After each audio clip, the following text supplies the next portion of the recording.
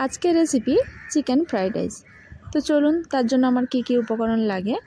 তো এখানে প্রথমে আমি 3 রকমের ক্যাপসিকাম লম্বা লম্বা স্লাইস করে নিয়েছি, গাজরও করে নিয়েছি লম্বা স্লাইস, আর নিয়েছি মটরশুঁটি।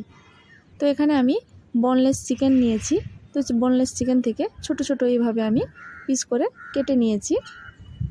এবার আমি দিয়ে দিলাম স্বাদ মতো নুন, হলুদ গুঁড়ো, লঙ্কা গুঁড়ো, আর দিলাম পেঁয়াজ আর রসুনের পেস্ট। এবার ভালোভাবে আমি মাখিয়ে নেব। তো মোটামুটি এটা আমি মাখিয়ে নিলাম। তো মাখানো হয়ে গেছে। এবার আমি গ্যাসের উপর কড়াই বসিয়ে দিয়েছি, 1 চামচ তেল দিয়েছি। এবার ওই তেলে আমি চিকেনটা দিয়ে দিলাম। তো চিকেনটা একটু আমি লাল লাল বেশ ভাজা করে নেব, যাতে ভালোভাবে সেদ্ধও হয়ে যায় আর লাল লাল ভাজা হয়ে যায়। তো মোটামুটি চিকেনটা আমার ভাজা ভাজা হয়ে এসছে এইভাবে। এবার আমি একটা প্লেটে এটা তুলে নিলাম। এবার আমি ওই কড়াই দিয়ে দিলাম বাটারের কিউব।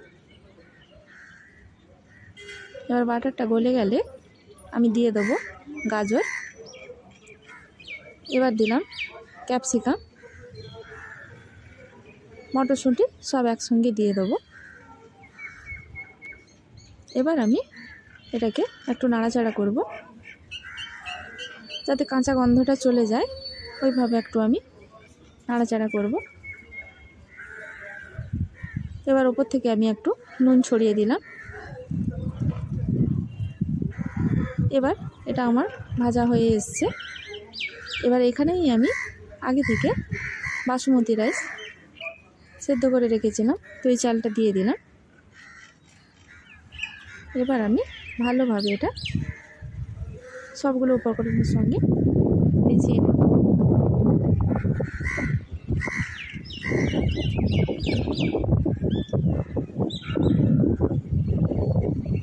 তো সবজিটা আমি ভালোভাবে মিশিয়ে নিয়েছি। এবার আমি ভেজে রাখা চিকেনের পিসগুলো দিয়ে দিলাম। আবার আমি একটু নাড়াচাড়া করে নেব এটা।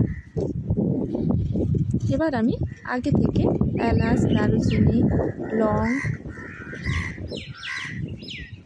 ভেজে রেখেছিলাম, এটাকে গুঁড়ো করে ওই পাউডারটা আমি দিয়ে দিলাম 1 চামচের মতো।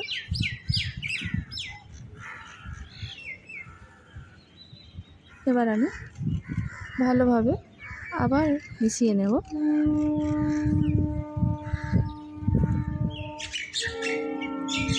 মোটামুটি এটা আমার মেশানো হয়ে গেছে। এবার আমি ওপর থেকে স্বাদ মতো একটু নুন দিয়ে দিলাম। দেখুন ভাতটা কতটা ঝরঝরা রয়েছে।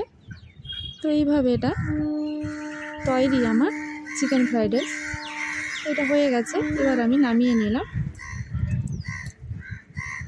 এবার আমি এটা পরিবেশন করব। তো এখানে আমি দই কাতলার সঙ্গে পরিবেশন করেছি।